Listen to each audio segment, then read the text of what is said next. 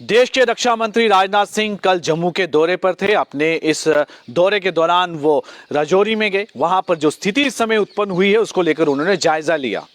आपने इस जो उनकी विजिट थी इसके बाद अब रिएक्शन भी आई हैं, पॉलिटिकल रिएक्शंस। और इस पॉलिटिकल रिएक्शन में पूर्व सीएम डॉक्टर फारूक अब्दुल्ला ने भी अपनी एक प्रतिक्रिया दी है, एक बयान दिया। और अपने इस बयान में उन्होंने कहा है कि रक्षा मंत्री राजनाथ सिंह के जम्मू दौरे से उनको किसी तरह की कोई उम्मीद नहीं है। यानी उन्होंने उनके इस विजिट से काफ़ी नाउम्मीदी जताई है कि उनके आने का यहाँ पर उन्हें लगता नहीं है कोई फ़र्क पड़ेगा। लेकिन एक बात पर उन्होंने ज़रूर जोर दिया कि जो 3 नागरिक वहाँ पर मारे गए हैं उसके बारे में उम्मीद करते हैं कि पूरी तरह से एक जो इम्पार्शल उसमें एक पूरी इन्वेस्टिगेशन की जाएगी ताकि पता चल सके कि वो क्या कारण थे और किस वजह से इन 3 नागरिकों को मारा गया। और ये भी उन्होंने उम्मीद जताई और एक तरह से कहा भी कि आगे से ये इंश्योर किया जाए कि इस तरह की कोई किसी आम नागरिक को जो है मारा ना जाए। उसकी इस तरह की जिस तरह से ये स्थिति उत्पन्न हुई उसको लेकर काफ़ी उन्होंने निराशा जाहिर की थी। और कल जब राजनाथ सिंह यहाँ पर पहुँचे तो राजौरी में वो गए और वहाँ पर जो विक्टिम थे सिविलियंस, 3 सिविलियन जो मारे गए थे, उनके परिवार के साथ उन्होंने मुलाकात की और अपनी सांत्वना दी और उनको आश्वासन दिया कि न्याय किया जाएगा और पूरी इंक्वायरी की जाएगी कि वो क्या वजह थी जिस वजह से उन तीनों की जो है मृत्यु हुई है।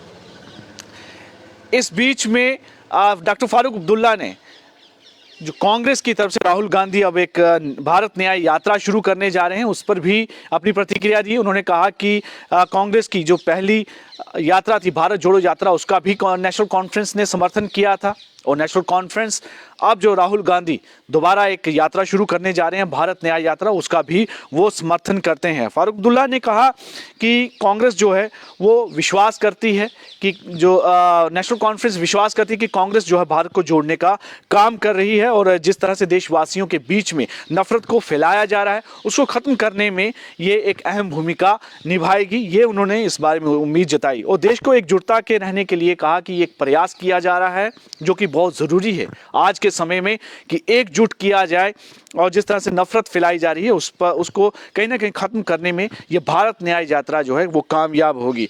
साथ ही उन्होंने कहा कि जैसे हालात यहाँ पर बन रहे हैं कश्मीर को भी लगता है ऐसा लग रहा है कहीं वो गाज़ा ना बन जाए। इस पर भी उन्होंने अपनी बात को कहा कि जिसका खामियाजा आम लोगों को भुगतना पड़ेगा और भारत और पाकिस्तान के बीच में बातचीत होनी चाहिए। यानी कि भारत और पाकिस्तान के बीच में बातचीत को लेकर फिर से उन्होंने इसको एडवोकेट किया और कहा कि इन दोनों देशों के बीच में बातचीत होनी चाहिए। और इस बीच में उन्होंने कहा कि यहाँ पर अगर युद्ध होता है तो कश्मीर के लोग सबसे ज़्यादा प्रभावित होंगे क्योंकि एक तरफ पाकिस्तान है और दूसरी तरफ चीन है और कश्मीर सबसे ज़्यादा प्रभावित जो है वो रहेगा अगर किसी तरह भी भारत और पाकिस्तान के बीच में युद्ध होता है। और इस बीच उन्होंने पूर्व प्रधानमंत्री अटल बिहारी वाजपेयी को भी याद किया और अपनी इस दौरान उन्होंने एक बात दोहराई जो कि अटल बिहारी वाजपेयी ने कहा था कि हम दोस्त बदल सकते हैं लेकिन पड़ोसी नहीं।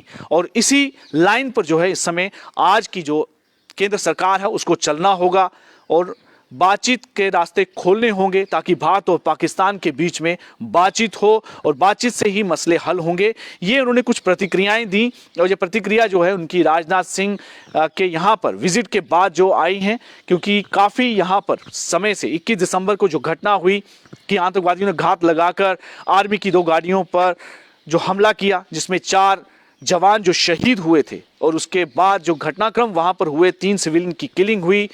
इस बीच में डिफेंस मिनिस्टर राजनाथ सिंह जम्मू पहुंचे, फिर उन्होंने राजौरी जाकर हालात का जायज़ा लिया।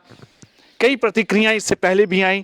हालांकि Mehbooba Mufti peoples democratic party की चीफ वो भी जाना चाहती थी इस सूरन कोर्ट में, तब उनको एडमिनिस्ट्रेशन की तरफ से इजाज़त नहीं दी गई, उनको रोका गया था।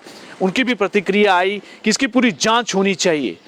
कल रिपोर्टर से बातचीत करते हुए भी रक्षा मंत्री ने ये विश्वास दिलाया कि न्याय किया जाएगा और न्याय ज़रूर होगा और जिसके लिए एक इंक्वायरी बैठाई गई है। ये इंक्वायरी इस पूरे मामले को लेकर निष्पक्ष जो है वो जांच करेगी और जो इसमें दोषी पाए जाएंगे उनके खिलाफ कानून के तहत कड़ी से कड़ी कार्रवाई की जाएगी।